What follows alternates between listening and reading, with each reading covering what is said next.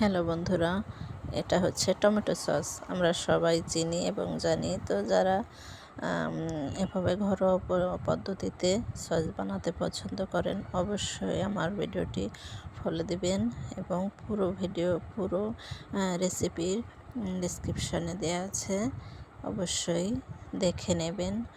আর important কিছু tips দেওয়া থাকে আমার ভিডিওতে, অবশ্যই মিস করবেন না। তো আমরা সারা বছর যে জিনিসটা খাবো সেটা অর্গানিকভাবে সংরক্ষণ করার চেষ্টা করব, তাই না?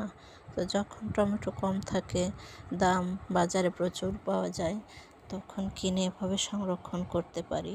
তো আমি যেটা করেছি, যখন কম ছিল দাম, তো তখন আমি কিনে এই সসটা তৈরি করেছি সারা বছর খাওয়ার জন্য।